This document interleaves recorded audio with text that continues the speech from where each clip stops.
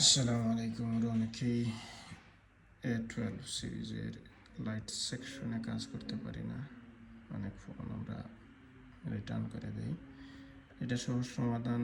Most of cases এই ক্যাপাসিটারগুলো short থাকে, থাকার কারণে এই কয়েলটি বার্ন হয়ে যায়। তো আমরা কী করি, এই ক্যাপাসিটারটা চেঞ্জ করে দেখি, হয় না।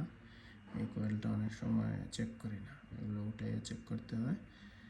করে চেঞ্জ করলে মানে প্রবলেম কী হয়, এটা শর্ট হওয়ার পরে হাই ভোল্টেজ লাইনটা মানে এখানে শর্ট হওয়ার পরে এই কয়েলটা জ্বলে যায়, কারণ এই কয়েলটি ফ্রিকোয়েন্সি ক্রিয়েট করে, মানে ভোল্টেজটা বাড়াইয়ে দেয়। তো এই ক্যাপাসিটার চেঞ্জের সাথে সাথে আপনি এইটা অবশ্যই চেঞ্জ করতে হবে। বেশিরভাগ ক্ষেত্রে এটা জ্বলে যায়। তো এটা একটা সহজ সমাধান।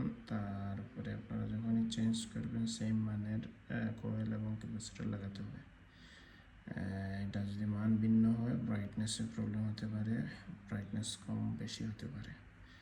এটার ভিতরে একটা নির্দিষ্ট টান আছে, কয়েলের টান, এই অনুযায়ী লাগাতে হবে। বাক কয়েলও লাগালে হবে না, সেম লাইট সেকশন থেকে আপনি কয়েলটা নিয়ে এসে লাগালেই ইনশাআল্লাহ আপনার প্রবলেম সলভ হয়ে যাবে।